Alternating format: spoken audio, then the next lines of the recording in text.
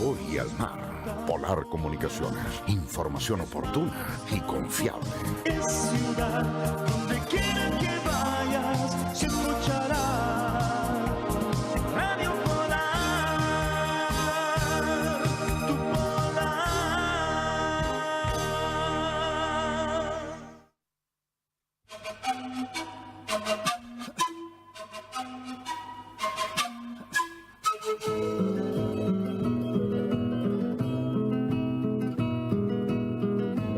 Ya retornamos con ustedes hoy día sábado 13 de abril de este año 2019 en una jornada más de nuestro programa Ojo con la Cultura, este proyecto creado por nuestro amigo Jaime Gonzalo Uribe Hermosilla. Hoy día, junto al poeta, junto al novelista, junto al historiador, Premio Municipal de Literatura del año 2002. Me refiero a un escritor que este año 2019 se apresta a cumplir 30 años. Es un escritor joven. Y usted se va a acordar de quién es. Un escritor joven, pero que se apresta a cumplir 30 años de producción literaria. Me refiero a Pavel Oyarzún Díaz. En 1989, por eso de esto de hace 30 años, él publicó un libro que llamó mucho la atención. Era un libro de poesía llamado La Cacería. En ese libro, Pavel Oyarzún se explaya a la medida sobre algunas temáticas que para aquel entonces, 1989, al menos desde la ficción, casi no había sido estudiado, intervenido o analizado. No había sido tratado, como era el tema del exterminio indígena y el tema de las huelgas obrero patagónicas, tanto en la isla de Tierra del Fuego como en el continente, incluyendo el territorio argentino. La Cacería, un libro que marcó tal vez un antes y un después en el concepto de la literatura acá en Magallanes, sobre todo en el ámbito de la poesía. Pavel después publicó otro libro en compañía de algunos escritores, Dinko Pavlov, Julio Pedrol, Impronta, el año 1991, en donde se incorporan algunos poemas de La Cacería. La Jauría Desquiciada, que es del año 1993. La Luna ya no tiene luz propia, que es de 1994. La Nueva Poesía Magallánica, en compañía de Juan Magal, coautor Juan Magal, que es de 1998. Patagonia, la memoria y el viento, del año 2000. Y su último libro de poesía, como producción así de poemas inéditos, es In Memoriam, del año 2002. Fines de ese año 2002, In Memoriam es un libro que yo considero muchísimo. Fue editado en Santiago con el antiguo formato, un poco romántico de la vieja y querida, siempre recordamos, la editorial Quimantú. Fue una figura que en realidad hicieron los editores de LOM en su momento para recuperar esa imagen, ¿no es cierto?, de Quimantú, donde se editó este hermoso libro poético titulado In Memoriam, donde Pavel hace un recorrido de aquellos poetas, los más importantes, que para él significaron y que despertaron su quehacer literario en el ámbito de la poesía. Pero después Pavel da un salto, creemos nosotros que cualitativo, porque de la poesía salta al mundo de la prosa, específicamente de la novela, y allí ha publicado 4 novelas, algunas ya consideradas como de las mejores a nivel nacional. El Paso del Diablo, del año 2004, que ha tenido 2 reediciones y hasta se ha hecho cortometrajes de esa obra. El Paso del Diablo, que recrea la aventura del gallego Antonio Soto Canalejo, cuando tiene que salir de las grandes huelgas que ocurren en Tierra del Fuego, en la provincia de Santa Cruz, en 1921, en esos aciagos días de 1921, cuando el ejército argentino en masa desde Buenos Aires llega para reprimir el movimiento obrero, con los resultados funestos que conocemos, al menos por el tema histórico. Más de 1500 obreros fusilados y muertos en la provincia de Santa Cruz, en el territorio argentino. Luego viene otra novela llamada San Román de la Llanura, que es del año 2006. Es una novela que recibió el premio del Consejo del Libro de la Lectura, es decir, fue un premio nacional donde Pavel obtuvo los recursos para poder escribir esta novela, Barragán, del año 2000, San Román de la Llanura, del año 2006. A continuación viene Barragán, que es del año 2009, y de ahí salta a su último trabajo. Hay que esperar aproximadamente 7 años para que aparezca este último trabajo llamado Crumiro, que es de el año 2016. Crumiro, que significa el rompehuelgas. Crumiro es un personaje un tanto nihilista, es un sujeto bastante que deja que desear, porque rompe con los moldes establecidos de lo que es, o de cómo uno concibe que es un dirigente, un líder en su momento.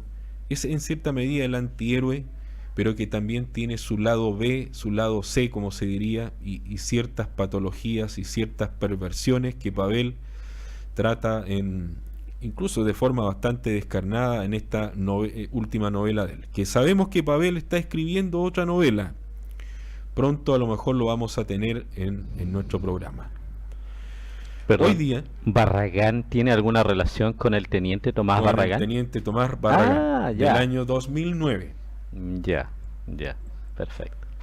Nelson, felizmente estás acá y hablábamos de literatura infantil, y tú hiciste 4 opúsculos, 4 cuadernillos, que son libros, además diseñados y graficados, con respecto a lo que pasó con nuestras etnias.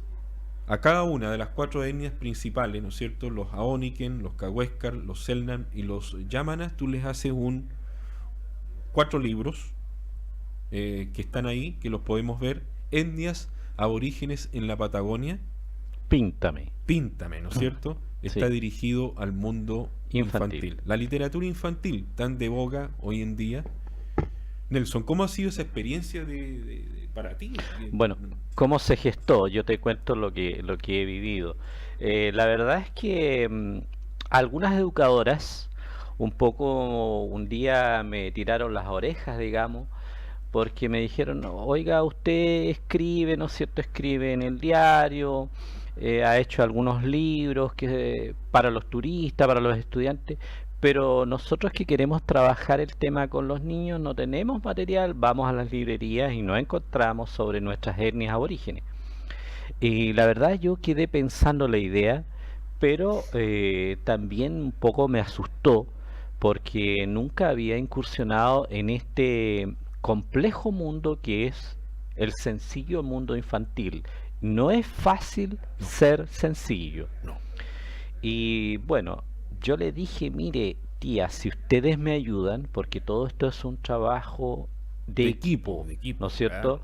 Claro. Uno en cierta medida lidera la idea, pero hay un trabajo aquí que interviene un diseñador gráfico, yo pedí la opinión de educadoras de párvulos tanto de la Junji como de Integra, incluso colaboró hasta una ingeniera en administración de empresas.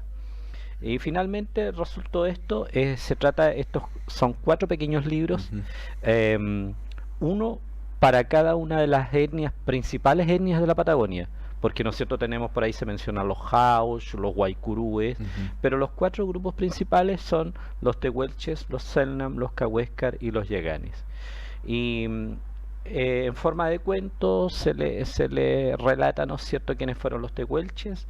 En el mismo libro va una leyenda tehuelche, va un pequeño vocabulario tehuelche, y también actividades para colorear.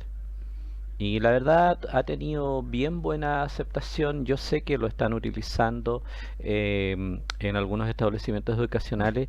Creo que lo utilizan hasta tercer año básico por ahí. Ahora, yo quería mencionar de que uno lanza este tipo de iniciativas como un detonante solamente, porque las tías con su creatividad pueden sacar nuevas ideas, pueden adaptar estos contenidos, ¿no es cierto? Es que además, Nelson, ahí, porque este es un trabajo que incorpora, como dices tú, al mundo las etnias nuestras. Entonces tú desde cuando son niñitos, tú le estás enseñando a los chicos lo que es el patrimonio, lo que es la cultura ancestral nuestra que tuvimos, ¿no es cierto? Claro. Entonces estás transmitiendo conocimientos que los chicos ignoran cuando son niños. Hoy día que estamos atacados permanentemente con toda la información audiovisual que proviene fundamentalmente del inglés, ¿ya? Y de todo lo que de lo que ven con el mundo de la tecnología digital de hoy día. Entonces, ¿en qué momento tú tienes, cuando eres ya niñito, tienes acceso a estos temas, digamos? ¿Mm? De los Selknam, de los Aoniken, los Cahuéscar, los Yamana. Claro. Las diferencias que hay en ellos, o parte de su historia. Claro. Y lo otro que se da mucho a veces es esto de, como dice el eslogan, en casa de herrero cuchillo de palo, las etnias aborígenes, ¿no es cierto?, que habitaron la Patagonia, pero no había mucha literatura infantil sobre nuestros pueblos. Acá nos llegan, a través del Ministerio de Educación, llegan libros sobre los atacameños, sobre los diaguitas, sobre los Por eso, mapuches, exacto. pero habían llegado cosas muy aisladas, ¿no es cierto?, sobre las etnias que habitaron nuestro territorio. Yo creo eso vas en una nueva edición, piensas hacer un compilado más grande, porque me imagino que ese es un proyecto que eso es la punta del iceberg, como uno dice habitualmente, porque esto da para mucho más. Sí, ojalá, pero no es fácil. Pasar de la potencia al acto, como decía Aristóteles, no es fácil. Es decir, este proyecto me costó bastante, yo me lancé al agua, no sé cómo, no naufragué. Desde el punto de vista comercial, te digo, porque aquí hay cosas técnicas que yo no las tenía consideradas al principio. Bueno, y por eso que también te El tuviste que costo es muy asesorar. alto, el costo es muy alto. Y yo ojalá quisiera que hubiera una demanda que me permitiera hacer una nueva edición, pero no lo veo fácil. No lo veo fácil porque el costo es altísimo. Esto debería ser incorporado, pensamos nosotros, lo decimos humildemente desde aquí, de esta tribuna de Polar Comunicaciones, este tipo de material que hace un profesional destacado como Nelson Toledo, como material didáctico que debería estar en todos los anaqueles del Ministerio de Educación para ser entregado a los distintos colegios y jardines infantiles de toda nuestra región. Yo creo que esto hay que hacerlo. Me parece a mí que este tipo de material, este trabajo, además de un miembro nuestro de la Sociedad de Escritores, un periodista, un profesor destacado como Nelson, ese es un trabajo que requiere muchísimo esfuerzo y que además, como está señalando Nelson, pocas veces se puede producir con esa calidad un material de ese tipo producido íntegramente en Magallanes, para Magallanes y pensado también en los niños magallánicos. Mira, yo te quería comentar, la verdad yo no me gusta criticar, no critico, no es mi estilo de personalidad, pero la verdad los canales oficiales de gobierno, qué sé yo, el Ministerio de Educación, son los más difíciles e impenetrables. Bueno, es que es el momento, esa es la verdad. Es el momento de que se tome conciencia de que este tipo de materiales, como dices tú, estamos recibiendo materiales que vienen de Santiago, algunos que están en desuso, otros que apuntan, ¿no es cierto?, con esta mirada centralista habitualmente. Y aquí se hace un trabajo de este nivel, de esta categoría, pensado exclusivamente para trabajar en Magallanes. Bueno, aquellos que generan el conocimiento hacia abajo, ¿no es cierto?, que en este caso son las instituciones gubernamentales, debieran tomar carta en el asunto para incorporar este tipo de textos de estudio como parte de la malla curricular en los colegios. Como material didáctico. Como material didáctico casi de uso en la obligatorio. en la educación básica, por lo menos, porque yo, por lo poco que he averiguado, la educación parvularia tiene algunas limitantes de presupuesto. De presupuesto. Claro. Bueno, y dentro de este mismo tenor, tenemos que hablar de esta joyita que nos traes hoy día. Tu fuerte Bulnes. ¿Por qué es tu fuerte Bulnes? ¿Ah? Tú que hincaste el diente hace tiempo atrás, años atrás, que vienes trabajando en la importancia histórica del fuerte Bulnes para la soberanía nacional, no solamente para Magallanes, lo has planteado siempre. Vas en la segunda edición, si no me equivoco, Sí. que ahora está ampliada, corregida, con prólogo de Mateo Martinich. Este libro, Fuerte Bulnes. Nelson.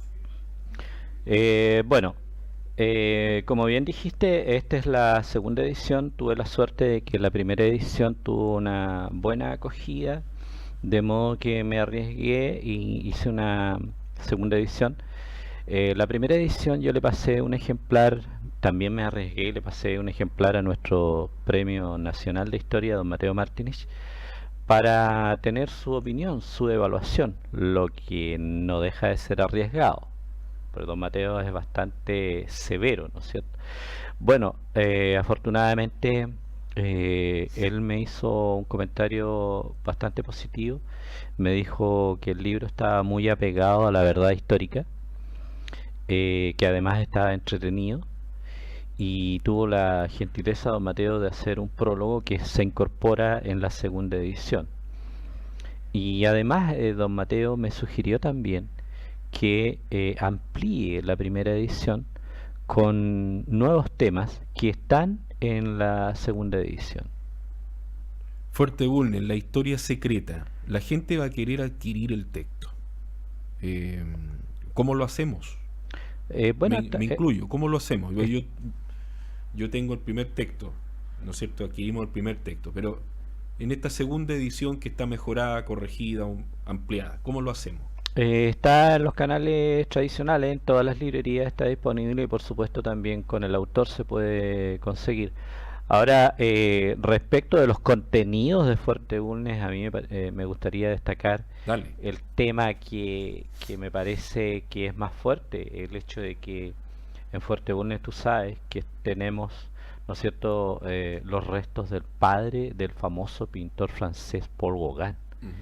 Y eso es, digamos, un orgullo para Punta Arenas, que estén acá sepultados los restos de don Clovis Gauguin, el padre de Paul Gauguin.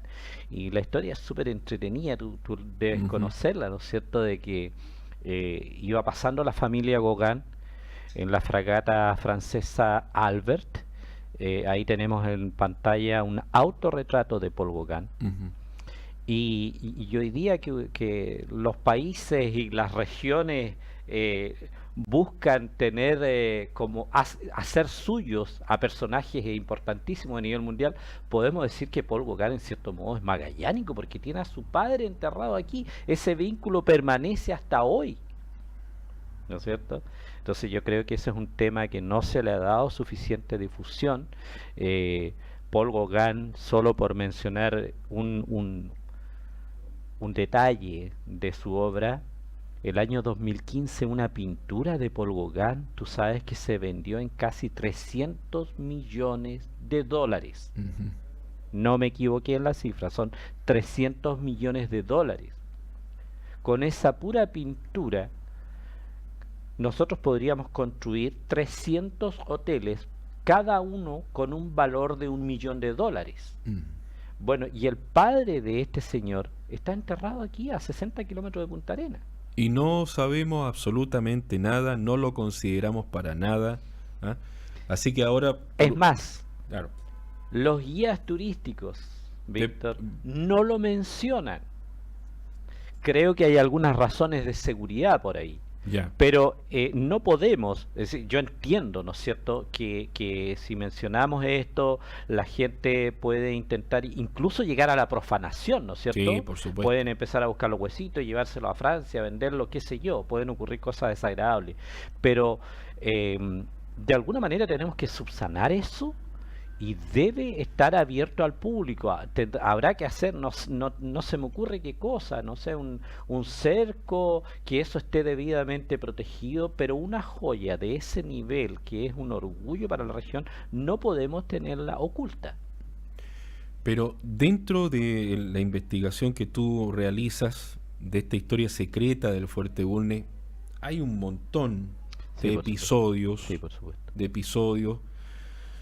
porque ahí transita un lustro completo, 1843 hasta 1850 aproximadamente, en que Fuerte Bulnes era lo último y lo único que había en los parajes de toda la Patagonia, ¿no Exacto. es cierto? Mm. Entonces, tú tienes ahí, yo leí, me acuerdo, el primer texto, o sea, la primera edición de tu libro, y ahí hay una serie de antecedentes no menores que son realmente de significación. Algunos, por ejemplo. Sí. Mira, yo quisiera volver para cerrar el tema de Gauguin. Tú sabes que se pudo comprobar cuando encontraron el cementerio de Fuerte Bulnes, que fue encontrado en el 2013. Hicieron excavaciones, encontraron aproximadamente, creo que fueron 12 esqueletos, 12 cuerpos, y bueno, uno de ellos se suponía que era Gauguin, pero ¿cómo lo comparamos? Había que tener, ¿no es cierto?, muestras de ADN. Y se encontró en un laboratorio de Estados Unidos muestras de ADN para poder comparar, ¿no es cierto?, con las osamentas que están acá en Fuerte Bulnes. Ahora, ¿por qué hay ADN de la familia Gauguin? Paul Gauguin, el pintor, tuvo 5 hijos. De hecho, un nieto de Paul Gauguin, que se llama Paul René Gauguin, falleció recién el 14 de febrero de 1976 en España. De modo que no era una misión tan imposible.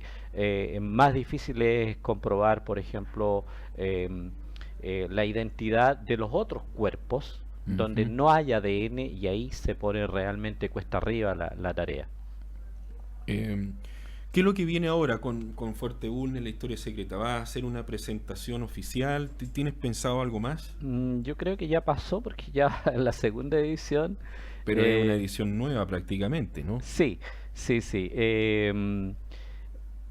Respecto de los lanzamientos, la verdad es que no es mi prioridad. A mí me interesa producir y utilizo otros canales de difusión, digamos, ya, pero los lanzamientos sociales no sé si están dentro de mis prioridades. Ahora, sí quería mencionar que la goleta Ancud llegó, ¿no es cierto?, a la Punta Santa Ana, y por eso se creó Fuerte Bulnes, para que la gente pudiera habitar ahí. Y yo quería mencionar de que la toma de posesión significó para Chile un salto gigantesco. Este es un hecho histórico de importancia para todo Chile. El otro día yo te preguntaba en la calle, ¿no es cierto?, ¿cuántos kilómetros tenemos que sumar finalmente con la toma de posesión? Hay distintas opiniones. Yo le he preguntado a diferentes historiadores. Le he preguntado a don Mateo Martínez, a don Dusan Martínez, a ti. Yo tengo mi propia opinión. Pero la llegada de la goleta Ancud a la Punta Santa Ana significó por lo menos la incorporación de los territorios, ¿no es cierto? Si sumamos toda la región de Aysén, perdón, De Aysén. que son 108.494 kilómetros cuadrados, más los territorios de Magallanes, que son 132.297 kilómetros cuadrados. Si sumamos solamente esas dos regiones, tenemos, ¿no es cierto?, una inmensa cantidad de kilómetros cuadrados que se incorporaron definitivamente a Chile solamente por el hecho de la toma de posesión del estrecho de Magallanes. Pensemos en lo siguiente: ¿cuántos países son tan densamente poblados, pero países industrializados, países desarrollados como Japón, como Holanda, como Bélgica, son países muy pequeños en territorio? Imagínate lo que tú estás diciendo, ¿ya? Exactamente. Países que tienen 100.000 kilómetros cuadrados como mucho de territorio, Holanda, por ejemplo, que ha Y vivido... por un día no Claro. los perdimos. Y por un día... Por un día por no un los día, perdimos. Por un día. Mira lo importante que fue la llegada de la boleta en Q. Tu fuerte Bulnes, la historia secreta, que yo creo que quedan un montón de aristas pendientes, pero como digo siempre en este programa, amigo mío, vivimos con la dictadura de Cronos Sí. y ya estamos prácticamente rebasados en la hora. Para cerrar, Nelson, ¿qué viene ahora? Estás en producción permanente, así que ¿qué viene ahora? Mira, estamos tratando de producir algo. Vamos a ver qué es lo que sale. No es fácil, pero estamos trabajando en algo. No quisiera adelantar No quisiera nada. adelantar nada, pero sabemos que hay algo que viene pronto. Esperamos que sí. Y a ustedes, gracias por estar con nosotros en esta mañana de este día sábado 13 de abril de 2019 en otra jornada más de Ojo con la Cultura. Chao.